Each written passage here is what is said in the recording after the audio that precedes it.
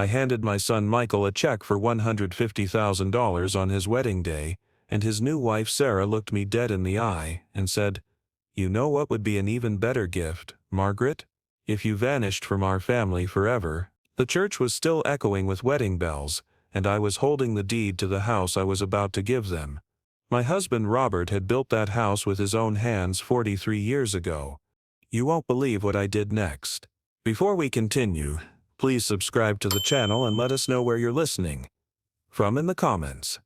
I stood there in my navy blue dress, the one I'd bought specifically for this day, watching my only child's new wife smile that cold smile I'd seen too many times during their engagement. Michael looked down at his polished shoes like he always did when Sarah spoke for both of them. "Sarah, I think there's been a misunderstanding," I said quietly, my voice barely carrying over the reception music. "No misunderstanding, Margaret.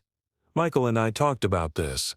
We need space to build our own life, without interference." She emphasized that last word like I was some kind of pest that needed exterminating. Michael finally looked up. "Mom, maybe it's just better if we, take some time apart." Take some time apart from his own mother. On his wedding day. I felt something cold settle in my chest, something that had nothing to do with the church's air conditioning. "I see," I said, folding the check and sliding it back into my purse along with the deed. "Well then, congratulations to you both." Sarah's eyes followed my hands as I tucked away the papers. She'd clearly expected me to just hand everything over like a defeated old woman. But I wasn't defeated. Not yet. I walked to my car alone while the reception continued without me. The parking lot was full of cars belonging to people who'd watched my son choose his wife over his mother and said nothing. I sat behind the wheel for 20 minutes watching other families hug goodbye, wondering when I'd become the villain in my own son's story. The drive home to the empty house felt longer than usual. Every room reminded me of Michael growing up, of Robert teaching him to use tools in the garage, of birthday parties and Christmas mornings when we were actually a family.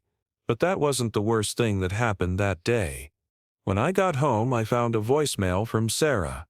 Left while I was driving. "Margaret, I hope you understand this isn't personal. Michael just needs to focus on his new family now. I'm sure you want what's best for him."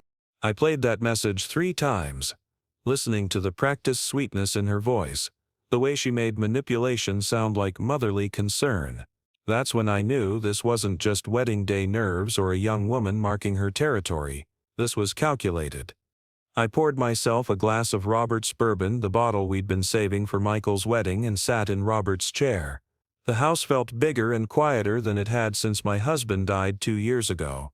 Sarah had gotten what she wanted on day 1 of their marriage, a clean break between Michael and the woman who'd raised him, loved him, and was apparently now disposable. But I still had that check. I still had the deed. And I still had something Sarah didn't know about. Robert's life insurance policy that made my modest widow's pension look like pocket change. If Sarah thought I was just going to disappear quietly, she was about to learn something important about the woman who'd survived 45 years of marriage, raised a son, and buried a husband. I didn't know then that Sarah had been planning this moment for months. I didn't know she'd already been telling people I was becoming a burden, or that she'd researched every asset Robert had left me. I just knew that my son had chosen someone who saw me as an obstacle, and I was tired of being treated like I was already dead. 3 weeks later, Michael called asking why the house deed transfer was taking so long. I told him I was processing the paperwork. I didn't mention I'd hired the best estate attorney in town. "Mom, Sarah's getting anxious about it. We found this perfect house, but we need the down payment from selling your place." Your place, not the house his father built. Not the home where Michael had grown up. Your place, like it was just another piece of property to be liquidated. "These things take time, honey. There's a lot of legal work involved when you transfer property. Can't you just sign it over? Sarah says it shouldn't be this complicated." Sarah says, everything was what Sarah said now. "I'm being careful, Michael. Your father always told me to be careful with legal documents." There was a pause. "Mom, you're not having second thoughts, are you?" because Sarah's already told her friends about the new house and we kind of committed to buying it. They'd committed to buying a house with money they didn't have yet, using property that wasn't theirs. The audacity was breathtaking. No second thoughts, sweetheart. Just making sure everything's done properly. After I hung up, I looked at the business card Patricia Williams had given me. She was Robert's estate attorney, the one who'd helped me navigate the life insurance and pension paperwork after he died. Sharp woman, about 45, with a kind of direct manner that cut through nonsense. "Margaret, I'm glad you called," Patricia had said when I first reached out. "I've been thinking about your situation." That first meeting in her office had been eye-opening. Patricia spread out documents across her conference table, property records, financial statements, legal precedents. "Before we discuss protecting your assets, I need to tell you something about your daughter-in-law," she'd said, sliding a folder across the table. "I ran a background check after you described her behavior." The folder contained information that made my stomach turn. Sarah had been engaged twice before Michael. Both times she'd isolated her fiancés from their families, gained access to financial information, and then mysteriously broken things off right around the time money became an issue. The first man, David, lost contact with his parents completely during their 8-month engagement. After they broke up, it took him 2 years to rebuild those relationships. The second, James, actually gave her power of attorney over some investments. She cleaned out $30,000 before disappearing. But that wasn't the worst part. Mrs. Henderson knocked on my door that Thursday afternoon, wringing her hands and looking uncomfortable. Betty Henderson had lived next door for 15 years, watched Michael grow up, brought casseroles after Robert's funeral. "Margaret, I don't know if I should be telling you this, but Sarah came by yesterday while you were at the grocery store. I invited her in for coffee, though my hands were already shaking. She was asking about your daily routine when you come and go. Said she was worried about you living alone at your age.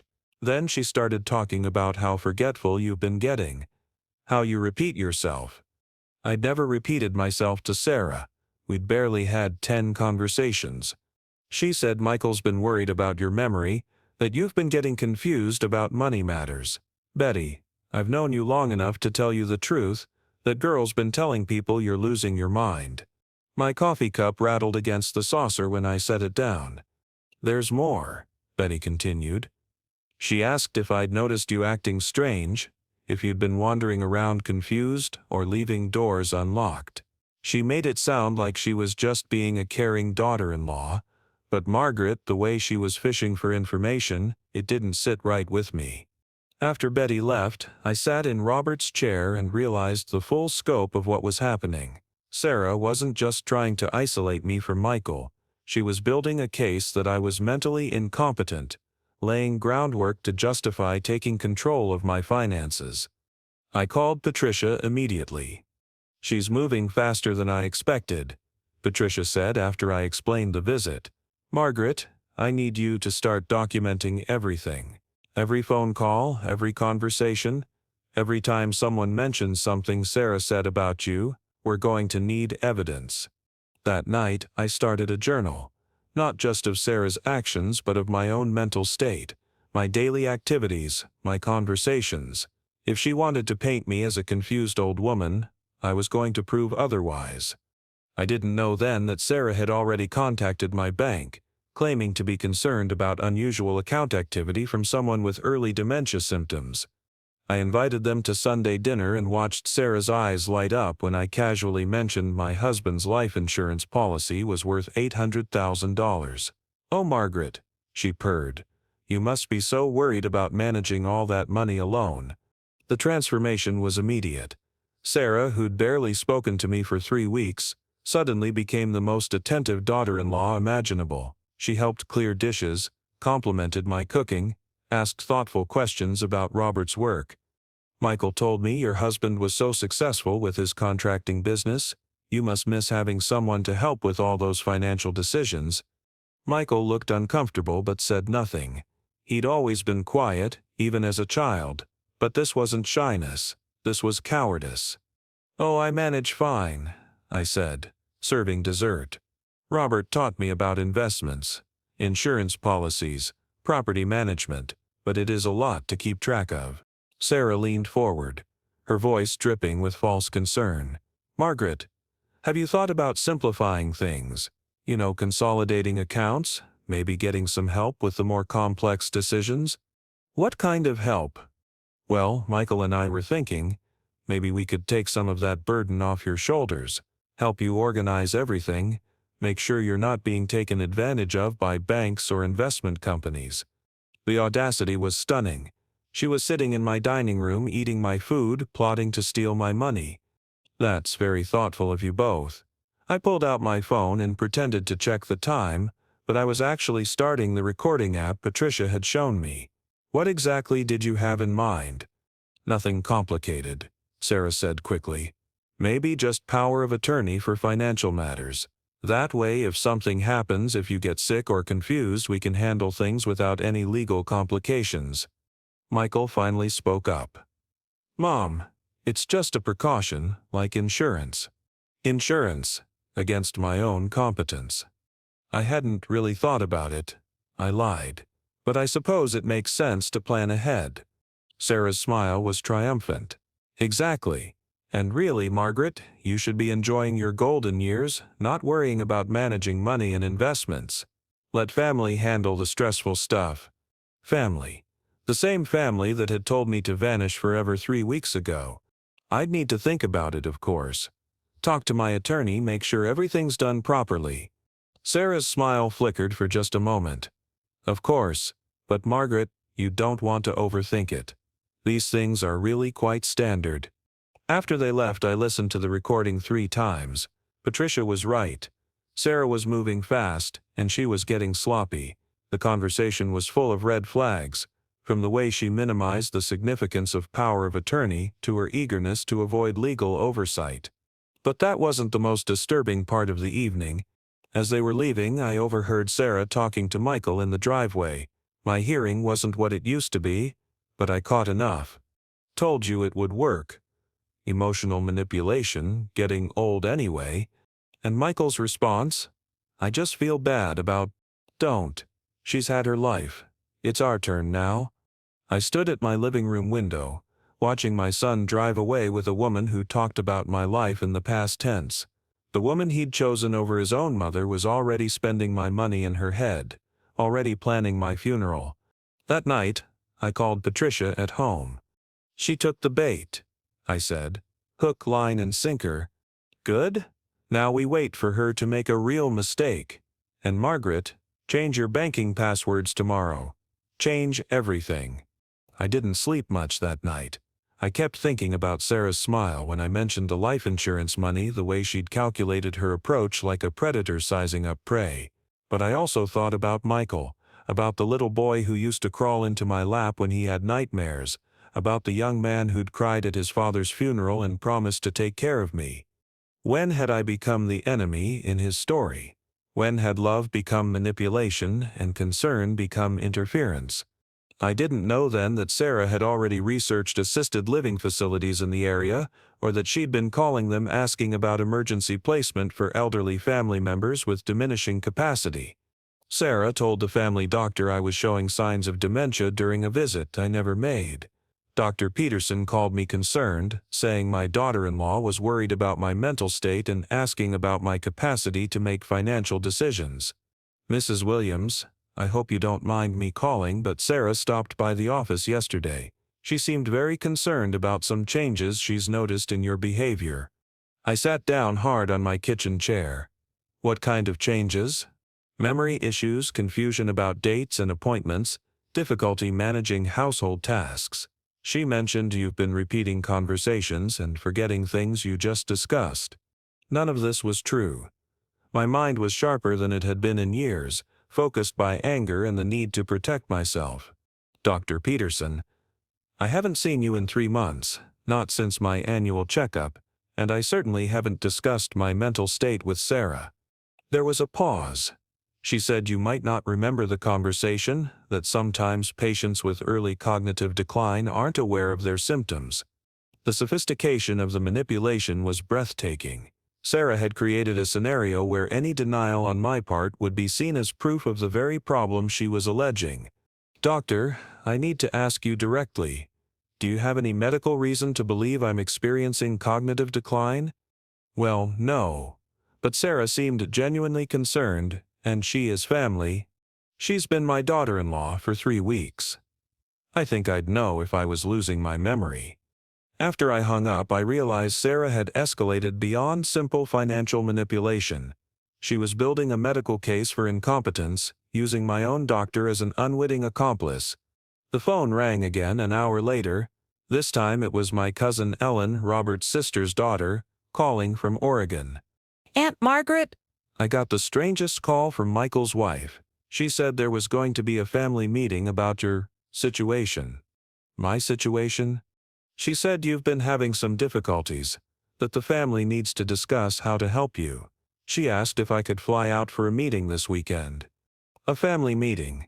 About me, organized by someone who'd been in the family for less than a month. Ellen, did she specify what kind of difficulties? She was very delicate about it, but she mentioned memory problems, confusion about finances, difficulty living alone safely. She made it sound like you might need help. That evening, Patricia came to my house with a legal pad and a recording device. "This is moving faster than I anticipated," she said, settling into Robert's chair. "She's not just trying to isolate you anymore. She's building a case for guardianship." The word hit me like a physical blow. Guardianship meant losing control of my own life, my own decisions, my own money. Can she do that? If she can convince a judge you're mentally incompetent, yes. And she's being very smart about it. Using your doctor, involving other family members, creating witnesses to your alleged decline. We spent 2 hours preparing for the family meeting.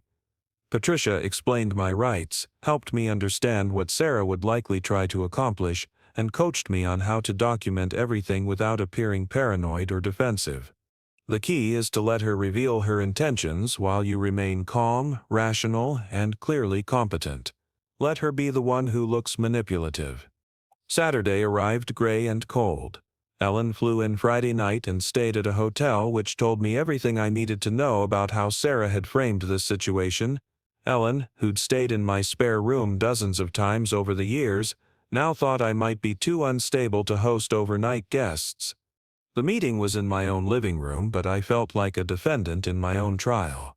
Sarah had somehow positioned herself as the concerned organizer, sitting across from me with a notebook and a sympathetic expression. Michael sat beside her, staring at his hands. Ellen looked uncomfortable but determined to help. "I want to thank everyone for coming," Sarah began, as if this were her house, her family, her meeting. "I know this is difficult, but we all love Margaret and want what's best for her." She talked about me like I wasn't sitting 3 feet away. "Michael and I have noticed some concerning changes lately. Memory lapses, confusion about finances, difficulty with daily tasks that used to be simple." Ellen nodded sympathetically. "It's hard to watch someone we love struggle." "I'm not struggling," I said quietly. "And I'm sitting right here." Sarah's smile was patient, condescending. "Of course you are, Margaret. But sometimes it's hard for us to see our own limitations." "What limitations, specifically?" Sarah consulted her notebook. "Well, you've been having trouble with the house deed transfer, forgetting conversations we've had, asking the same questions repeatedly." All lies, but delivered with such practiced concern that Ellen was nodding along. "The doctor is concerned too," Sarah continued. "He's noticed some cognitive changes that suggest we need to start thinking about additional support."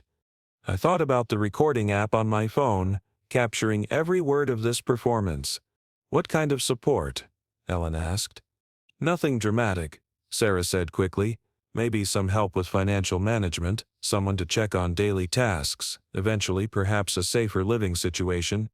A safer living situation. Code for nursing home. "I manage my finances perfectly well," I said. "I pay my bills on time, maintain my property, handle my own banking." "Margaret," Sarah's voice was gentle, pitying.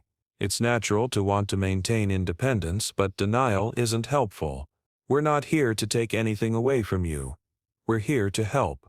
The meeting continued for another hour, with Sarah systematically dismantling my competence while positioning herself as the solution. She suggested Michael and I meet with an elder care attorney to explore options and mentioned she'd already researched assisted living facilities just to have information.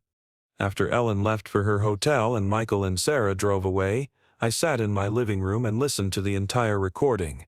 Sarah's manipulation was masterful. She'd made herself look like a devoted daughter-in-law protecting a vulnerable elder, while making me appear defensive and potentially unstable. But she'd also made mistakes. She'd revealed knowledge of my finances that she shouldn't have had, mentioned conversations with my doctor that violated privacy protocols, and demonstrated a level of planning that suggested premeditation rather than genuine concern. That night, I called Patricia. "She's good," Patricia said after I described the meeting. "But she's also getting overconfident. And Margaret, I have news about those nursing homes she mentioned." The news made my blood run cold. I found out Sarah had already contacted 3 nursing homes asking about memory care for her mother-in-law. She'd told them I had no other family and would need comprehensive asset management for the transition. Patricia had copies of the inquiry forms, obtained through a contact in the elder care industry. Sarah had filled out preliminary applications, listing herself as primary contact and next of kin. She described my condition as moderate cognitive decline with agitation and financial confusion. She'd estimated my assets at over $1 million and indicated I would be private pay rather than relying on insurance. "She's not just planning to have you declared incompetent," Patricia explained, spreading the documents across her desk. "She's planning to liquidate everything you own to pay for expensive care you don't need." The applications were dated 2 days after the wedding. While I was still reeling from her cruel words about vanishing from the family, she was already researching how to disappear me permanently. "There's more," Patricia continued, pulling out another folder. "I hired a private investigator to look deeper into her background. What we found goes beyond simple financial manipulation." The investigator had discovered that Sarah worked as a home health aide before meeting Michael, specializing in elderly clients. 3 of her former employers had reported missing jewelry, cash, and important documents. Nothing was ever proven, but the pattern was clear. She knows exactly how to identify vulnerable elderly people, gain their trust, and exploit their assets. Your son isn't her first target, he's just her biggest score. I thought about Michael, about how Sarah had isolated him from his friends, encouraged him to quit his job and start a business that required investment from family, gradually made him financially dependent on the promise of my inheritance. "We also found something else," Patricia said, sliding a final document across the desk. "Sarah's been forging your signature." The document was a change of beneficiary form for Robert's pension account. My signature at the bottom looked close, but I could see the differences, the way the men in Margaret was formed, the slant of the letters. Someone had practiced, but not perfectly. "She submitted this 2 weeks ago, trying to change the beneficiary from you to Michael. The pension company flagged it because it was inconsistent with their records, but they called your house to verify. I never got a call, because Sarah intercepted it. She called them back, claiming to be you, and said there had been a misunderstanding. They're sending someone to your house next week for in-person verification." The scope of the fraud was staggering. While organizing family meetings about my alleged incompetence, Sarah had been actively stealing my identity and forging legal documents.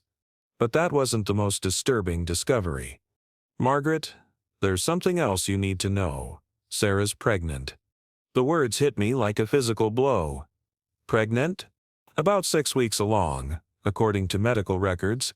She hasn't told Michael yet. But this changes everything.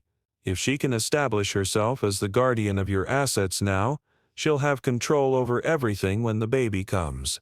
Your grandchild will be raised on money stolen from you." I sat in Patricia's office surrounded by evidence of the elaborate crime, and realized that Sarah hadn't just been planning to steal my money, she'd been planning to steal my entire future. My relationship with my son, my connection to my grandchild, my dignity, my autonomy, everything. "What do we do now?" Patricia smiled grimly. "Now we set a trap. And Margaret, this time we're going to make sure she can't wiggle out of it." That night, I barely slept. I kept thinking about the baby, about my grandchild growing up believing lies about the grandmother who'd been erased from their life. I thought about Michael, so weak and manipulated that he'd probably never even realize he'd been used. But mostly I thought about Sarah, sitting in her apartment, confident that she'd successfully isolated and confused a helpless old woman.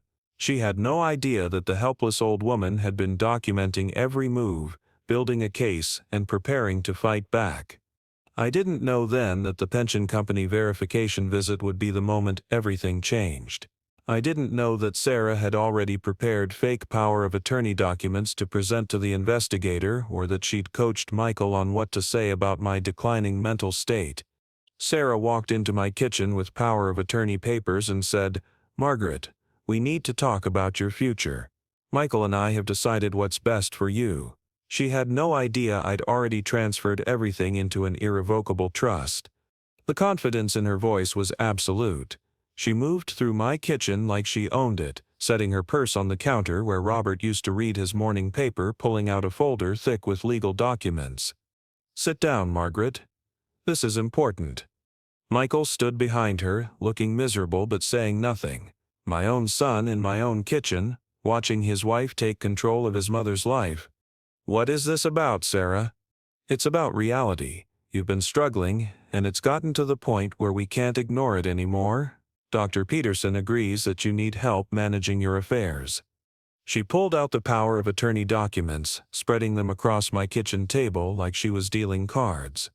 "These papers will let Michael and me handle your finances, your medical decisions, your property management, all the things that have become too complicated for you to manage alone." I picked up the first document, pretending to read it while my phone recorded everything from my pocket. "This seems very comprehensive." "It needs to be. Margaret, you've been making mistakes. Forgetting appointments, repeating conversations, getting confused about money. Last week you called the bank 3 times asking about the same account balance." I'd never called the bank about account balances, but Sarah's lie was delivered with such conviction that Michael nodded along. "We found the nursing home brochures you've been collecting," Michael said quietly. "Mom, if you're thinking about care facilities, we should be involved in that decision." Nursing home brochures. I'd never collected any, which meant Sarah had planted them in my house during one of her visits. "I want what's best for you," Sarah continued, her voice dripping with false compassion. "The Sunset Manor has an excellent memory care program. They handle all financial arrangements directly, so you won't have to worry about managing money anymore." She'd already chosen my prison. "This is a lot to process," I said slowly. "Can you explain exactly what I'd be signing?" Sarah's smile was patronizing. "Don't worry about the legal details. Basically, Michael and I become responsible for your well-being. Your house gets sold to pay for care. Your investments get managed professionally. Your medical decisions get made by people who understand your condition." "My condition?" "The memory problems, Margaret. The confusion. Dr. Peterson documented everything." I set down the papers and looked directly at my son. "Michael, is this what you want? To have your mother declared incompetent?" He couldn't meet my eyes. "Mom, we just want to help." "By selling my house? The house your father built?" "You can't maintain it anymore," Sarah interjected, "and the money from the sale will pay for your care. It's perfect. Your assets working for your benefit." My assets working for my benefit, managed by people who told me to vanish from their lives. "I need to think about this." Sarah's mask slipped slightly. "Margaret, there's really nothing to think about. The doctor says you need supervision. The family agrees you need help. These papers just make it official. What if I don't want to sign them?" The question hung in the air. Sarah glanced at Michael, then back at me. "Then we'll have to pursue other options. Legal options. Court proceedings can be messy and public, and they take control away from family. This way, everything stays private and dignified." A threat wrapped in concern. "I see." I stood up slowly, gathering the papers. "Let me just put these somewhere safe while I think." "Margaret, wait." Sarah's voice was sharp now. "We need to get this done today.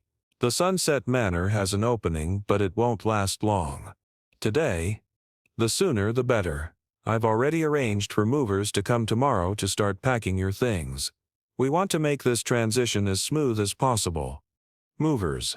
Tomorrow. They'd planned to have me signed, sealed, and delivered to a nursing home within 24 hours. I walked to my kitchen drawer, the one where I kept important papers, and pulled out a folder. Sarah and Michael watched as I placed their power of attorney documents inside. "There," I said. "Safe and sound." But what I'd actually done was place their documents next to the irrevocable trust papers that made everything they'd just proposed legally impossible. Patricia had been right. The trust protected everything. They could get me declared incompetent, but they couldn't touch my assets. "So you'll sign them?" Sarah asked eagerly. I said I'd think about it. Sarah's patience finally snapped. "Margaret, stop playing games. You're confused. You're making bad decisions and you need help whether you want it or not." "What kind of bad decisions?" "Hoarding money instead of enjoying it. Living in this big house alone, refusing to accept that you're not capable of managing your own life anymore." There it was. The real Sarah, talking to me like I was a child having a tantrum. "And if I refuse to sign? Then we'll file for guardianship. And Margaret, when that happens, you won't have any choice in the matter. A judge will decide what's best for you, and it might not be as nice as what we're offering." The threat was clear. Sign willingly or lose everything involuntarily. I looked at Michael, my son, watching his wife threaten his mother and saying nothing. "Michael, do you agree with this approach?" He finally looked up. "Mom, Sarah knows about these things. She worked in elder care. She knows what happens when people wait too long to get help." "Sarah knows. Sarah worked in elder care. Sarah. I think," I said carefully, "that I need to discuss this with my attorney before signing anything."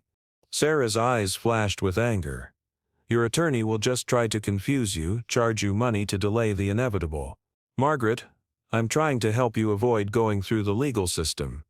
Why are you so eager to avoid lawyers? Because they complicate things that should be simple. Family taking care of family shouldn't require a court battle." But that wasn't the real reason, and we both knew it. "I'll give you my answer tomorrow," I said firmly.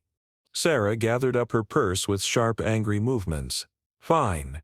But Margaret, understand that every day you delay is a day your condition gets worse. Don't let pride make this harder than it needs to be." After they left, I sat in my kitchen and listened to the recording.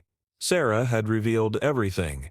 The predetermined nursing home, the movers scheduled for the next day, the threat of forced guardianship, and most importantly, her assumption that I was helpless and alone. She had no idea that Patricia was probably listening to a copy of this conversation within the hour. She had no idea that every threat, every manipulation, every lie was being documented and prepared for court. But most of all, she had no idea that tomorrow, when she expected to find a confused old woman ready to surrender, she was going to find a trap instead. I called Patricia immediately. "It's time," I said. "She's moving tomorrow. Are you ready for this, Margaret?" I thought about Robert, about the house he'd built, about the grandchild I might never know if Sarah succeeded. "I'm ready."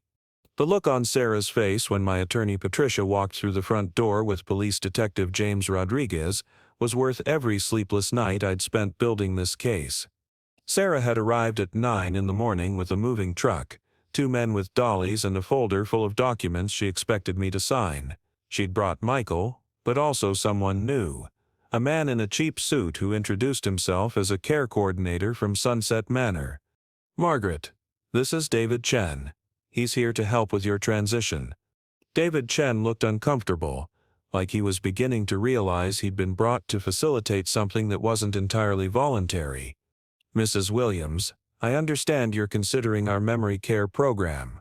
"I'm considering a lot of things," I said, leading them into the living room.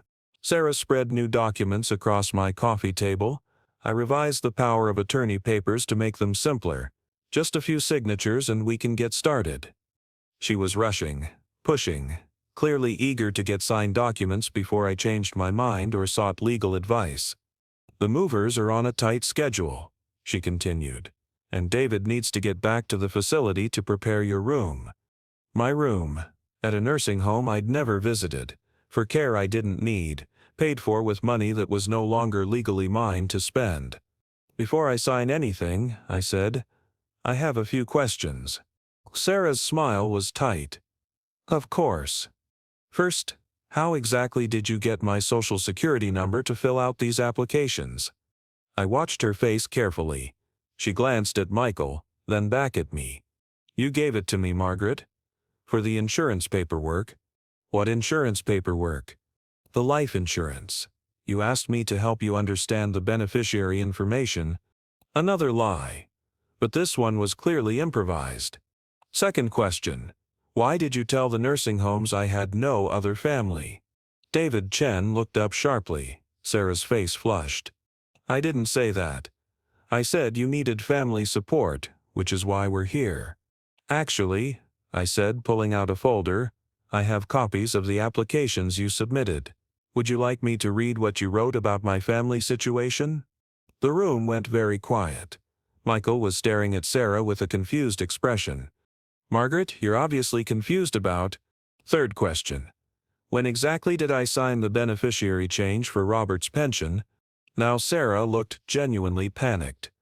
"I don't know what you're talking about."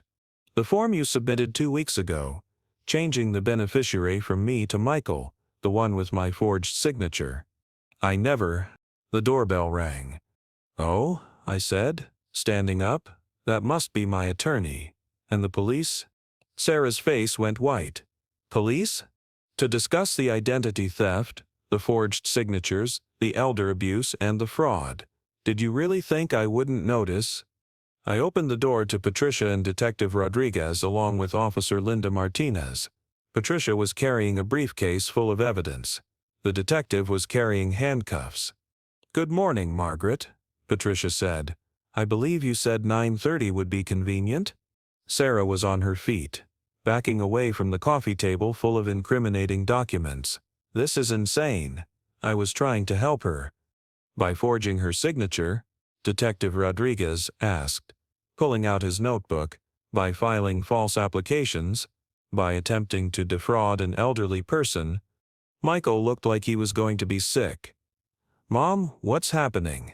"What's happening, Michael, is that your wife has been committing felonies, multiple felonies, against your own mother." The detective began reading Sarah her rights while she screamed about sacrificing everything to care for an ungrateful old woman who didn't deserve family loyalty. The mask had finally come off completely. She was losing her mind anyway. Sarah shouted as Officer Martinez handcuffed her. The money would have been wasted on medical bills and nursing home care. At least this way it would have gone to family. Family. The family that had told me to vanish forever. David Chen was backing toward the door, clearly wanting no part of whatever he'd been dragged into. The movers had disappeared the moment they saw police cars. "Michael Williams," Detective Rodriguez turned to my son.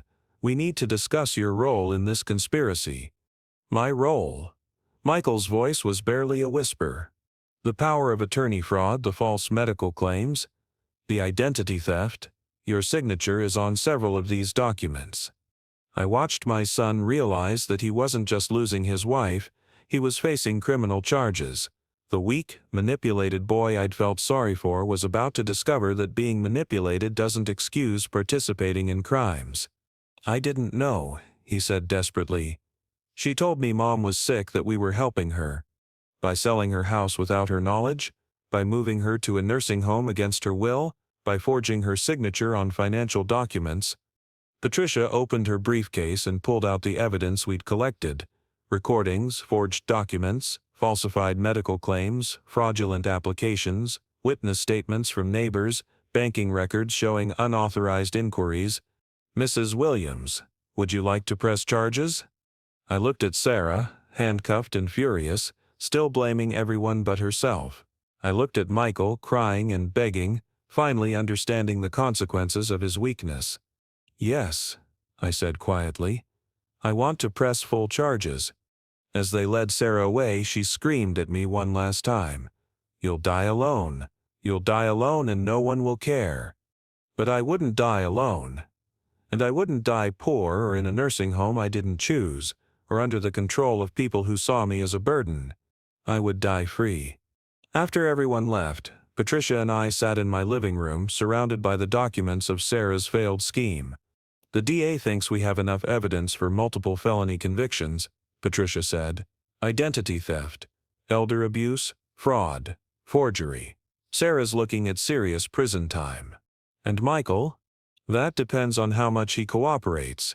If he testifies against Sarah, admits he was manipulated, and makes restitution for his part in the scheme, he might avoid jail time.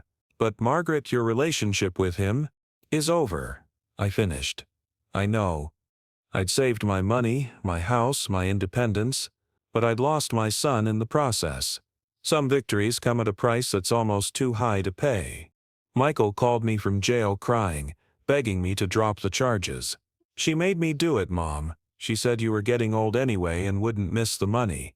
I hung up on my only child. The next few months passed in a blur of legal proceedings, court dates, and media attention. The story of the daughter-in-law who tried to steal her mother-in-law's entire inheritance made local news, then national news, then became one of those cautionary tales shared on social media. Sarah was arraigned on 12 felony counts.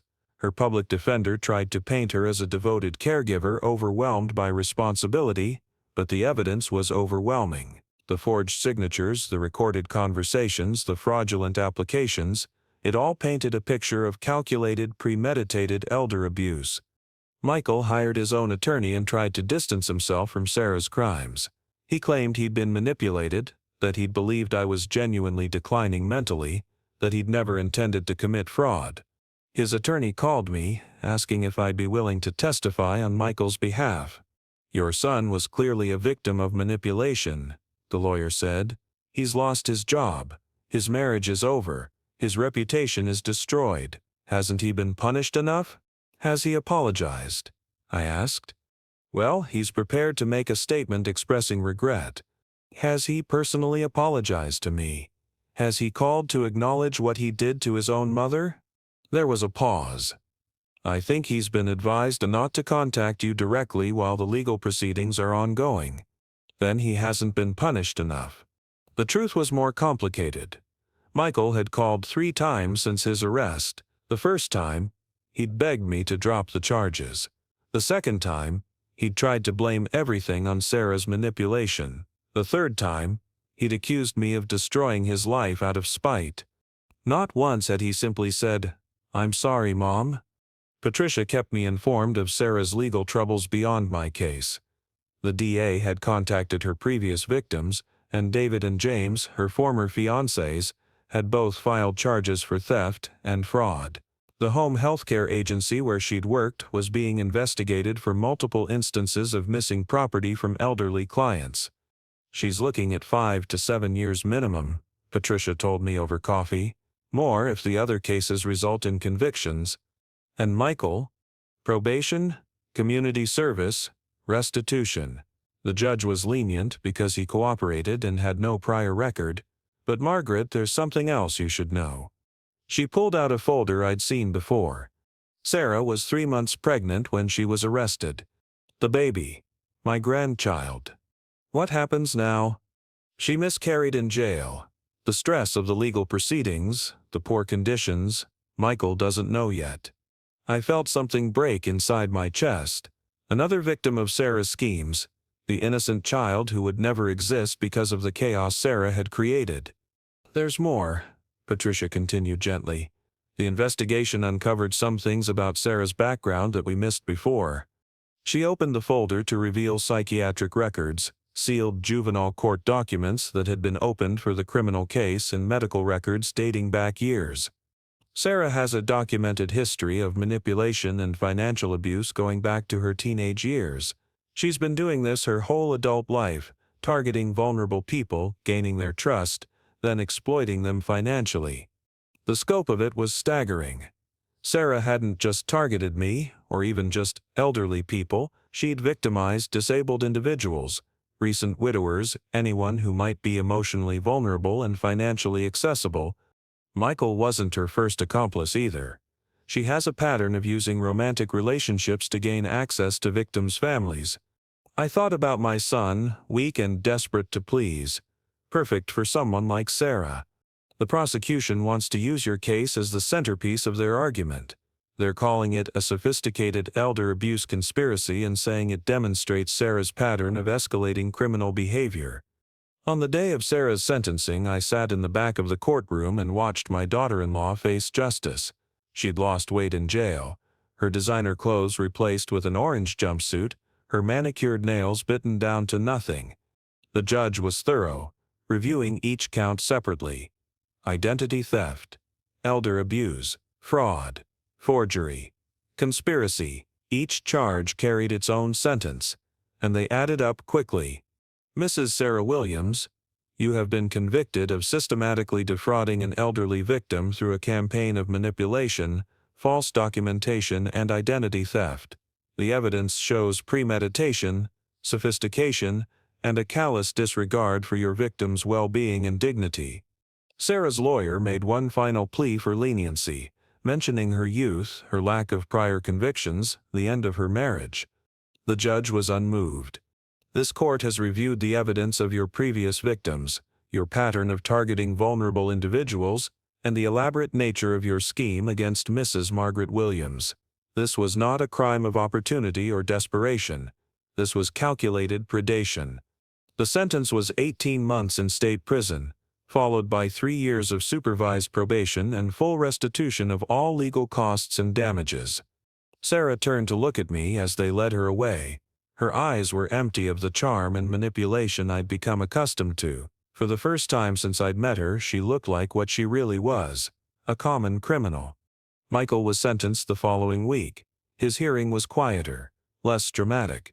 He pleaded guilty to conspiracy and fraud, accepted responsibility for his actions, and expressed remorse for betraying his mother's trust.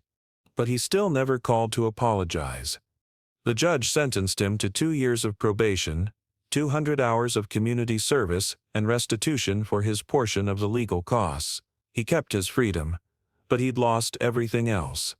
After the sentencing, I drove past the house where Michael and Sarah had been living, a rental apartment across town that they'd moved to after their wedding. There was a for rent sign in the yard, and the windows were dark. My son had lost his wife, his job, his reputation, and his relationship with his mother. Sarah's scheme had destroyed not just my life, but the lives of everyone it touched.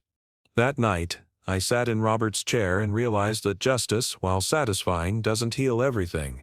I'd won, but victory felt hollow when it meant losing my only child in the process. 2 years later, I saw Sarah working as a cashier at the grocery store, her beautiful nails chipped, her designer clothes replaced with a polyester uniform. She saw me and looked away quickly, but I walked straight to her register. The transformation was startling.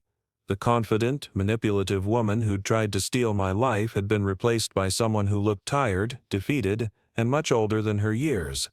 I selected a few items: bread, milk, coffee, and approached her checkout line. She kept her eyes down, scanning my purchases without acknowledging who I was. "Hello, Sarah." Her hands trembled slightly as she continued scanning. "Hello. How are you doing?"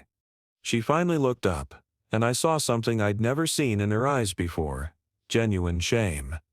"I'm managing." Her voice was quiet, stripped of its former confidence. "I heard about the baby. I'm sorry." Her composure cracked slightly. "Thank you." We stood there for a moment, two women whose lives had been forever changed by the choices one of us had made. "Margaret, she started, then stopped. "Yes?" "I know saying sorry doesn't change anything, but I need you to know I was wrong about everything." It was the first genuine thing I'd ever heard her say. "You were," I agreed. "But you're young. You have time to build a different life." She nodded, tears starting to form. "The felony record makes everything harder. Jobs, housing, relationships, people don't trust me." "Trust has to be earned," I said gently. "It takes time." I paid for my groceries and turned to leave, then stopped. Sarah, what happened to us doesn't have to define the rest of your life, but it will if you don't learn from it. She was crying openly now. I destroyed everything. Michael won't speak to me, I'll never have children now. I ruined my whole life for money I never even got. You ruined your life because you tried to steal someone else's. The money was never the real issue. I left her at the register, wiping her eyes and trying to compose herself for the next customer. I felt no satisfaction in seeing her brought low, but I felt no pity either. She was experiencing the consequences of her choices, just as I had experienced the consequences of mine. The drive home was quiet. I thought about the woman Sarah might have been if she'd chosen differently, about the family we all might have been if greed and manipulation hadn't poisoned everything. But mostly I thought about how much I'd changed, how much stronger I'd become through the process of defending myself. The frightened, vulnerable widow from 2 years ago no longer existed. In her place was someone who knew her own worth and wouldn't accept being treated as disposable. That evening I found a letter in my mailbox. Michael's handwriting, the first communication I'd received from him since the trial. I almost threw it away without reading it. Instead, I made myself a cup of tea, sat in Robert's chair, and opened the envelope. "Mom," it began, "I know I have no right to write to you after what I did. I know sorry isn't enough, but I need you to know that I understand now what Sarah was doing and what I allowed to happen to you." The letter was 3 pages long, detailing his realization of how completely he'd been manipulated, his regret for choosing Sarah over his mother, and his acknowledgement that the damage to our relationship might be permanent. "I don't expect forgiveness," he wrote. "I just want you to know that I finally understand what kind of person I became and I'm trying to be better. I'm in therapy, I have a job I earned on my own, and I'm learning to make decisions without someone else telling me what to think." At the bottom, he'd included his phone number and address with a note. "If you ever want to talk, I'm here. If you never want to see me again, I understand that too." I folded the letter and put it in the drawer with other important papers. I wasn't ready to forgive him, might never be ready, but I was glad to know he'd finally grown up enough to take responsibility for his choices. Some relationships can't survive certain betrayals, but people can survive and grow and build new lives from the ashes of old ones. I donated Michael's childhood bedroom to charity last month. The volunteers asked if I was sure about giving away family photos, and I told them, sometimes family isn't about blood, it's about respect. The room had been a shrine to my son's childhood for too long, frozen in time like a museum exhibit. Boxing up his baseball trophies, his school awards, his pictures felt like finally accepting that the little boy I'd raised was gone, replaced by a man who'd made choices I couldn't forgive. Patricia stopped by to help with the donation, bringing coffee and moral support. "How are you feeling about all this?" she asked, watching me fold Michael's old clothes into donation boxes.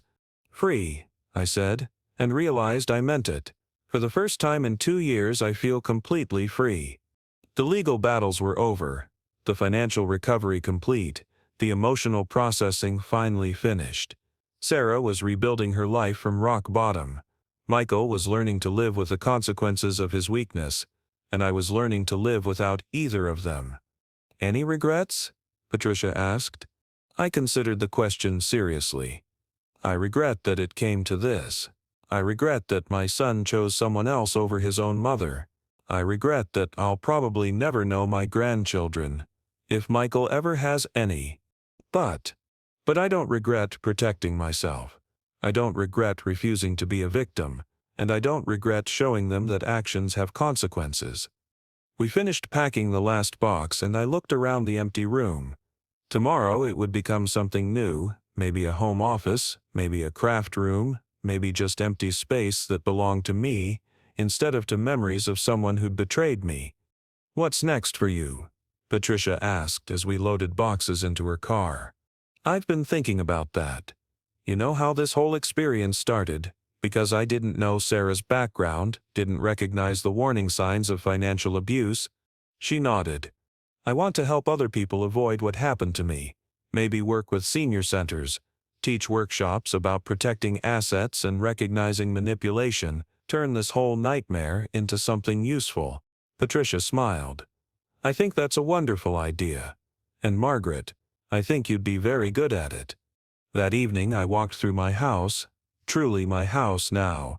Protected by legal trusts and my own hard-won wisdom, the rooms felt different. Lighter somehow, no longer haunted by the ghosts of family obligations and guilty love. I'd learned something important about myself over the past 2 years. I was stronger than anyone had given me credit for, including myself. The vulnerable widow who'd handed over a $150,000 check at her son's wedding no longer existed. In her place was someone who understood the difference between love and manipulation, between family loyalty and self-destruction. My phone rang, startling me out of my thoughts. Hello, Mrs. Williams? This is Janet Morrison from the Riverside Senior Center. Patricia Williams gave me your number. I understand you might be interested in speaking to our members about financial protection for seniors. I smiled, looking around my empty nest that was finally truly mine. Yes, I said. I'd be very interested in that. 3 months later, I gave my first presentation to a room full of seniors, many of them widows like myself, all of them vulnerable to the kind of predators who target the elderly and isolated. My name is Margaret Williams, I began, and I want to tell you about the day my daughter-in-law told me the best wedding gift I could give would be to vanish from their family forever. The room was completely silent. Every face focused on mine. I want to tell you how she tried to steal everything I owned, how my own son helped her do it, and how I fought back. I told them about trust documents and legal protections, about recognizing manipulation tactics and protecting personal information, but mostly, I told them about the strength they had inside themselves, the power to refuse to be victims, the right to defend what they'd worked their whole lives to build.